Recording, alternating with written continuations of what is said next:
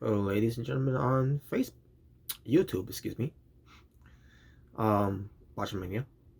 It's the Natural Born Thriller, and welcome everyone to Impact Wrestling Review, the show from March 2nd, 2021.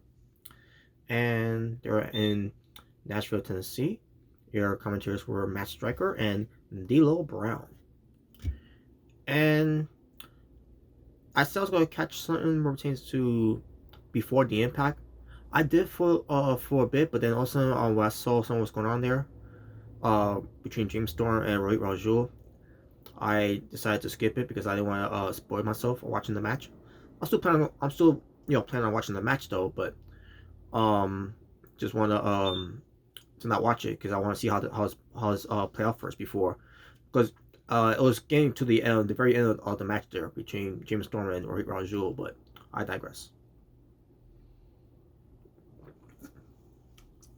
But nevertheless, let's get to what happened on the show itself.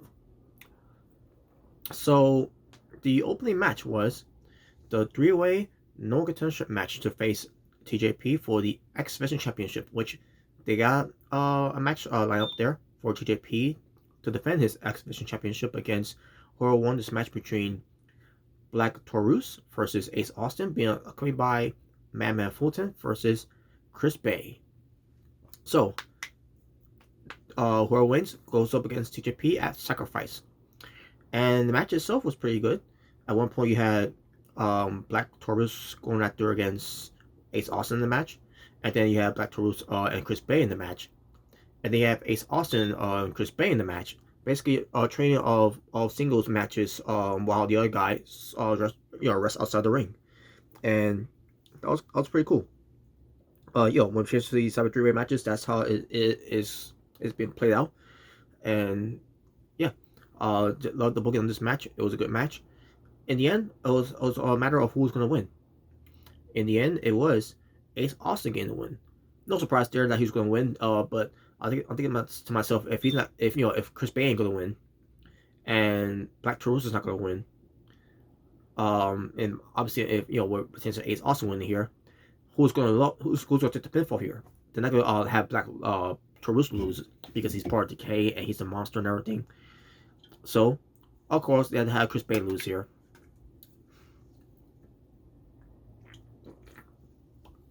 So Ace Austin will be facing TJP at Sacrifice March 13th on Impact Plus. And yeah, that should be a fun match though. Either way, Chris Bay and Ace Austin, we'll get to them later on because they end up being on the show later on after this. So that's right there as a cliffhanger. Excuse me.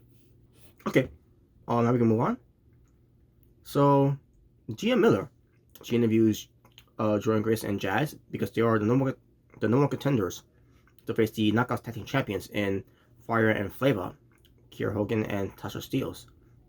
Also, when Kiera Hogan and Tasha Steelz shows up, they're talking to the challengers and all that. Also, Jordynne Grace decided to suggest a match where it pertains to a three-way match between Kiera Hogan and Deonna Purrazzo, and with Jordynne Grace in the match, and that ended up being the main event. Which surprisingly, I thought to myself, what could be the main event of the show here? I thought to myself, maybe it's could be the eye for an eye match that they're going to be doing between Eddie Edwards and Brian Myers. But that ended up not being the case at all. And in fact, that was actually the semi-main event of the show. But anyways, but yeah, that was set up though, and Scott D'Amore, obviously he wasn't he didn't appear on the show though, but he made the match official.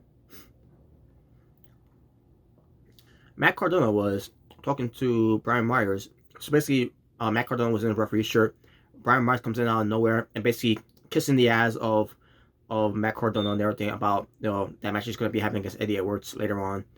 And Matt Cardona's like, I know what you're trying to do and everything, and even I saw what he was trying to do there and everything. I asked himself, now he's all buddy up with Matt Cardona and all that. Yeah, obviously, I knew what he was doing there. He was trying to instigate, and also try to have the favor on his side where it tends to against Eddie Edwards. But either way, I would love that to happen though. But it's too soon to do anything with that whole thing with Brian Myers and Matt Cardona teaming up right now, because right now they're gonna probably do a program with them eventually later on. Don't know when. Maybe at Rebellion. I thought it was gonna be a sacrifice, but we'll see.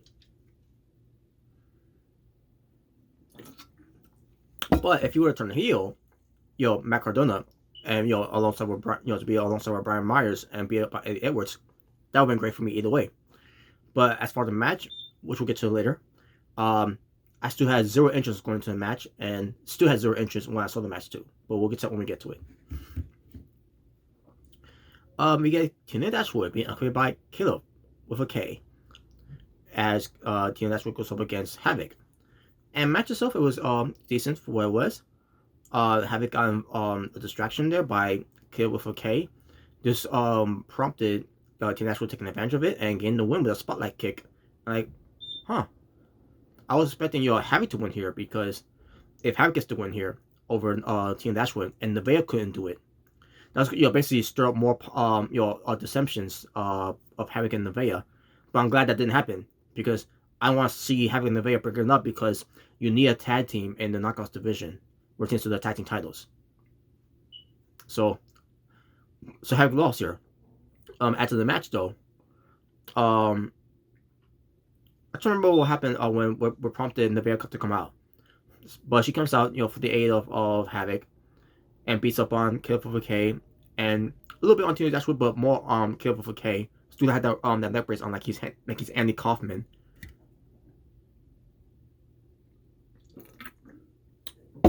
And that was it.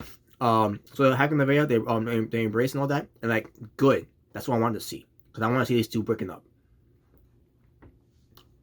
Sami Callihan, he goes to something that's called the Skull and Bones Wrestling Academy, which I'm assuming because of all that was going on here, that's where Trey Miguel, meant to say, has been learned to become a wrestler during that time, and still is doing stuff for the company as well. And because I was looking into this and everything, and I'm like, where's Sami Callihan's at? And also I see all this stuff about Trey Miguel, and I'm like, I don't understand where we're at here. I don't understand what's going on here. What's this all mean? So I don't remember if they said a location where this was at. The Skull and Bones Wrestling Academy. But basically, Sami Callihan was taking down something that they saw about Wrestle of the Year, which I'm assuming that was a plaque for Trey Miguel, and then he took down a picture of the Rascals, and then also he starts going to see the trainer, CK3. And that's the name, by the way, CK3. Don't know who he is, really, to be honest with you folks. But he interrupts the class of CK3, and beats up two guys that are outside the ring, sitting in a chair. And then he gets into the ring, and basically Sami Callihan says something, and saying, he basically asks why he taught Trey Miguel to be a quitter, because the story here is that Sami Callihan is targeting Trey Miguel because he quit Impact Wrestling, and then also he comes back to Impact Wrestling because unfortunately the other Rascals members are no longer with him during WWE, and that's basically what this whole story is about. Sami Callihan is trying to mess with the mind of Trey Miguel and everything, that he's never good enough, that he's never successful, he's not going to be anything, he's not going to mount to nothing in Impact Wrestling. He wasted his time, resign with them, all that, whatever, and everything. The story is being played out here. Now I don't know if it's going to lead to a sacrifice or it's going to lead to rebellion, but it's very intriguing to see how this is going to play out here with Sami Callihan versus Trey Miguel. I'm liking this program too. So Sami Callihan is talking about this, all that, and CK3 doesn't back down from for what he was saying there, and he said that he can't wait for Trey Miguel to show up and to show the passion that he has to over on Sami Callihan and everything. And Sami Callihan decides to snap on to CK3, beats him up, beats up the other two trainees in the ring, and gets a steel chair and starts waiting on them. And then some guy named Sam, let's see how you pronounce this, Sam Beal So he enters in the ring, and I'm like, never heard this guy either. When I saw him, I said to myself, he's got a good look there, and I like his hair, by the way, and Sammy Callahan, tells him, you know, to stop right there, and basically chats with him for a bit, and then he's looking to the camera and tells Trey Miguel that he's in good hands and everything, and also he leads. Basically, he didn't beat up this guy, Sam Beal, how do I say his last name? And I say to myself, that's kind of weird. I thought he's going, I thought he's so no, stop right there, and everything, whatever. I thought he was he's gonna try to give him a cheap shot or something like that. Even when he left, I thought he was gonna give him a cheap shot, but no, that's not the case at all. He's like he let him go. Well, actually, Sammy Callahan didn't leave the ring. Sam Beal left the ring, and Sammy Callahan never hit him. I'm like, that's kind of weird. I don't know. It's a different twist there they did there. Sammy Callahan, he don't give a fuck anyways. He'll do whatever he wants and beat up whoever he wants, and he's not sorry for that.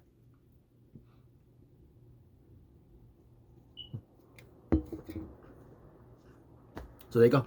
Excuse me. All right, so next we get to the Swingers Palace, and we had TJP there. He was betting on money, because Johnny Bravo was there and Alicia Edwards was there. Basically, what Alicia Edwards was sitting there, looking pretty, not saying a damn word, and I say to myself, good, because I don't want to hear her talk anyways. Not saying that she's she's got a terrible voice and all that, but when it pertains to her talking on a show, or pertains playing a character, she's annoying. So I'm glad she was just sitting there, looking pretty, and kept her mouth shut, not saying a damn word, and let everything transpire what happened in this in the Swingers Palace. And you get the Swingerellas there, two of them. One of them I don't like because how she looks and everything, and the other one I kind of like because she looks decent. But then again, they look at the crack whores in a way, but one of them doesn't look like crack whore that much. But I'm not trying to say the other one looks like a crack whore, like a meth whore, I should say. But I digress. But anyways, so TJP was betting money that Ace Austin was gonna win, and he bet on something else. That he was basically he basically was winning a couple of $10. So Johnny Bravo gives him $10 and all that. About three $10, whatever. And one ends up being pertains to Ace Austin and Chris Bay walking into the Swingers Palace, and he won money for that too. And I said to myself, how does he know all this? Like, was he a psychic on that? And Alicia Edwards was impressed. And I'll get some more of her we get to what happened here as well. So Chris Bay and Ace Austin was going back and forth. Madman Fulton was there, by the way. I should mention. And Chris Bay said he basically says that that Ace Austin can win matches without this guy Madman Fulton in his corner. And then Ace Austin says, well, I could win without him, and which is true, he can. But that ends up being and I think TJP may have bet on that too, and he won money for that too. Oh my god! And then all of a sudden, Johnny Swinger said, "Hey, no, there could be no fighting here and all that, and the Swingers Palace and all that. You want to sell this? You can sell this next week between Ace Austin and Chris Bay, and there you go. And that was what's up. And then TJP said, yeah, and he'd be looking forward to that one. And he says, oh, by the way, I knew that was gonna happen too. So, he won $10 there. He placed a betting odds there that all of a sudden it's gonna happen, and he was right. He was right on money, right on the money. He was right. And Alicia Edwards, again, look, that is actually looking. Oh, by the way, that's nothing too. Ace Austin saw Alicia Edwards there. It's like, what are you doing here? And I was saying the exact same thing in my head, like, exactly, what is she doing there? Why is she there? And no, I'm not gonna hear that whole because she's Eddie Edwards' wife. That's not what I meant.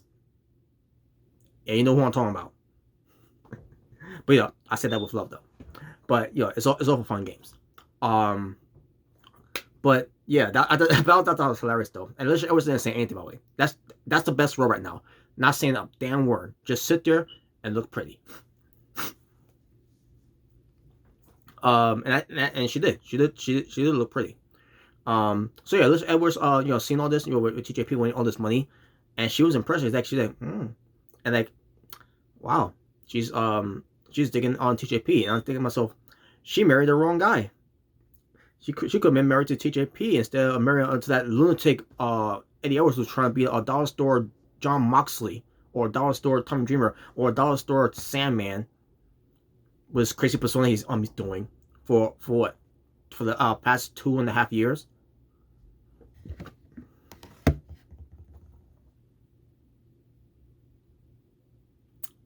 No, I think it's 3.5 years. Well, who's counting? Anyways, but that was that segment. It was a good entertaining segment. Eric Young, he makes Diener pay the consequences because Diener said he's gonna get the win over Jake something, and unfortunately he didn't. So his punishment was that he's gonna get beat up by Joe Doring, and that's what happened. And not much to say about that. So there you go. Not much to say about that. AW owner Tony Khan and AW commentator Tony Schiavone, they returned for another paid advertisement. This time, then they had the rest of the AW rosters with them to talk shit about Impact Wrestling. In fact, they barely talked shit about Impact Wrestling this time. And I said to myself, well, that's a start. I'm glad. But they advertised, AW Dynamite, the Crossroads. And yeah, that's nothing, folks. They also come out of the blue, decided to give it a title of Dynamite's audition for the Gong Show for Revolution, called the Crossroads. Why is it called like that? I don't know. I don't think they even explained it. Really. Other than what? Both with Cody Rhodes and Red Velvet versus Anna Jay. I mean, not Anna Jay. Jay Cargill and Shaquille O'Neal. Maybe that's why. I don't know. Who knows? I'm assuming. I guess that's it. But they advertised that. They advertised a couple of matches for AW. But that's basically the main focus of it. For AW. Is that match, that mixed tag team match that everyone is looking forward to either crap on it or to give it props or whatever. But we'll see how it turns out. I have zero faith in Shaquille O'Neal though. Retains to give us a good performance. It's Jay Cargill is the one we need to look at right now. She's the one who's in training. She's the one who's in the wrestling business. She's one that everyone want to see if she's going to be a hit in wrestling or a miss in wrestling. So, but they also advertise AEW Revolution that's going to be live on pay-per-view Sunday night at 8 p.m., which I'm looking forward to that one though. And it's about Kenny Omega being the AEW World Champion. Talking about how the executive vice president Don Callis is in the corner of Kenny Omega and all that against John Moxley in the exploding barbed wire death match, which that's the match I'm looking forward to the most. I mean, there's other matches I'm looking forward to as well, but that's my main focus of what I'm looking at between Moxley and Omega, because it's all about exploding barbed wire death match, a match that you don't see very often in America. It's a match you know of and seen of in Japan. But yeah, and in this whole thing what they was doing, Tony Khan took a little dig at WWE, merchants saying they know who they are. I'm not going to mention their names. So it was something to a degree how he said it. And I'm like, oh, okay, he's taking a shot at WWE here then. That's good. That's a plus there. He's not burying Impact Wrestling this time. Which I'm assuming if they finally decide not to do that anymore, because Tommy Dreamer was getting upset with that, and I was upset with that too, by the way. If you see my review of it, my previous review of Impact Wrestling, I was getting sick and fucking tired of this whole bashing Impact Wrestling shit. Basically, having the entire roster was the final straw, especially with what Brian Cage said. Anyways, TNA World Heavyweight Champion Moose, a sneak peek about his opportunity against the Impact World Champion against Rich Swann at Sacrifice. That'll be on March 13th, exclusively on Impact Plus. They show a video package of Moose being being Mr. Impact Wrestling, being the guy that they could trust in Impact Wrestling to never let them down of anything that they ask him to do. And on top of that, with him being the TNA World Heavyweight Champion, with the title being now reinstated, which is great.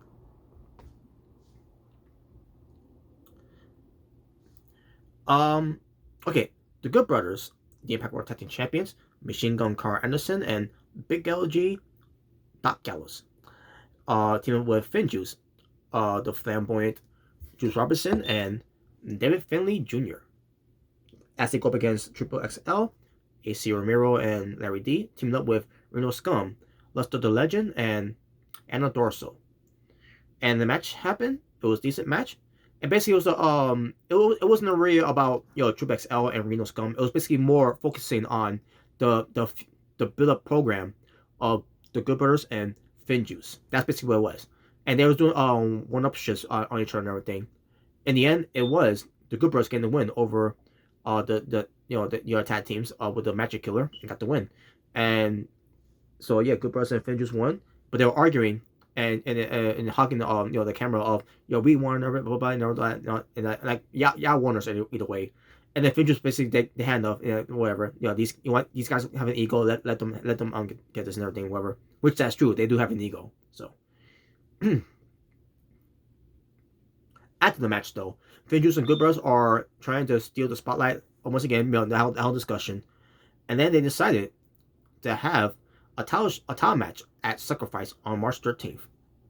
Great. It's going to happen, and I cannot wait. Then we get to see a video package of the Impact World Heavyweight Champion, Rich Swann, where it tends to him defend his title against Moose at Sacrifice on March 13th, streaming exclusively on Impact Plus.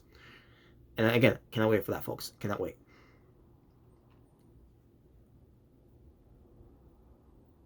Then we get to the semi-main event. Brian Myers versus Eddie Edwards in an eye for eye match. That's what it was called. With Matt Cardona as the special guest referee. Match happens. Didn't care about the match. But as far as this match was, the ending of it though, Brian Myers pulled out something out of his knee pad. And I said to myself, what is he doing? And he's doing it right in front of Matt Cardona, who's the referee of the match. And he pulls something out of his knee pad and puts it in his right elbow pad. Some kind of red tape that's covering some type of object that he had in there. It's gotta be either a metal thing, whatever. Puts it in there and gives him Eddie Edwards the clothesline. I'm saying to myself, oh, I see. That's why he's keep winning matches on the clothesline, because he's got something in that elbow prevent him to win these matches with the clothesline. Because I always find it weird that he's doing this clothesline to win matches, and I say to myself, it's not really a devastating clothesline. It doesn't have any impact in it. Doesn't have any strong style into it. It's just a clothesline and 1 2 3. Like what? That's shit. Like it's shit. And now to see how it was played out here, Brian Myers visibly just let everyone see, especially the referee and Matt Cardona, to see this. And now we see how he's been winning his matches. He's been cheating this whole time by having this metal piece of whatever that's covered on red tape in his his elbow pad, and gets to the clothesline, and then he gets win on everyone that steps in the ring with him. Now, does that make it any better? No, because either way, Brian Myers is still getting these wins, and still getting this push that he, to me, no fault of his of during his time in WWE, but he shouldn't be getting this type of push. Not saying he can't win all of his matches, but now we see now how he's been winning his matches. So Matt Cardona sees this, he calls for the bell, and Eddie Edwards won by disqualification. But either way, to me, it's a lose-lose situation here, because if Brian Myers wins, that means more of this continuing push for Brian Myers continues. But if Eddie Edwards wins, that means more Eddie Edwards getting this push of a push that he doesn't need anymore, anyways. And in a way, with him winning, with Eddie Edwards winning here, it's no way to protect Eddie Edwards of losing. So, yeah, Matt Cardona and Brian Myers are arguing afterwards and everything, and Brian Myers, it looked like Brian Myers wanted to attack Matt Cardona when he had his back turned to check on Eddie Edwards, but he didn't do it. He's like, forget it. And then he leaves. So there you go. Oh yeah, and not Matt Cardona. Brian Myers still wearing the eye patch. So Gina Miller, she catches up with the Knockouts champion Deonna Purrazzo as she heads to the three-way match, which is the main event against Jordynne Grace and Kiera Hogan. She can't believe that that Jordynne Grace and Jazz think that they can lay out. Uh, well, I'm sorry. Oh yeah. Okay, let me try this again. I apologize. Basically, she can't believe that that Jordynne Grace and Jazz think that she was the one who laid out ODB last week, and John Purrazzo claimed that tonight Jordynne Grace is going to find out what happens when you mess with the Virtuosa. So there you go. So yeah, to previously what happened on Impact Wrestling from last week, the ODB was attacked by someone. We don't know who it was, but we're all assuming who could it be? ODB being attacked by either Deonna Purrazzo, maybe by Havoc or Nevaeh, whoever else of the knockouts, or someone that we're not expecting, like whatever. Um, but Jordynne Grace and Jazz are speculating that it was Deonna Purrazzo.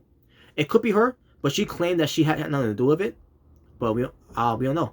We just don't know yet. I guess it will come to influences of who really did it. If Deonna Purrazzo didn't do it, if she says she didn't do it, then she didn't do it. And plus, I just don't know. But I guess we'll find out more of it. But I think she did do it. I think she did do it. Because that's gonna be the new program moving forward, which we'll get to that when we get to it. So here we go. Main event time. Knockouts champion Deonna Purrazzo versus one half of the Knockouts Tag Team champions Kiera Hogan versus Jordynne Grace, who was Big Mama Pump. So, the Virtuoso is being accompanied by Kimberly and Susan. Kiera Hogan is being accompanied by Tasha Steelz, one half of Fire and Flavor, and Jordynne Grace is being accompanied by the legendary Jazz. So the match happens. Great match from three women's. Deonna Purrazzo versus Kiera Hogan happened at one point in the match. Jordynne Grace versus Kiera Hogan happened at one point. Jordynne Grace versus Deonna Purrazzo happened at one point.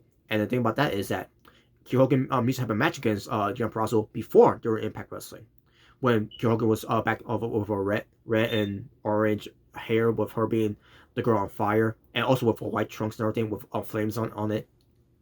That's old school Kiera Hogan, by the way. Jordynne Grace and Deonna Purrazzo had their matches from Impact Wrestling numerous occasions. Even Kiera Hogan with Jordynne Grace numerous occasions as well.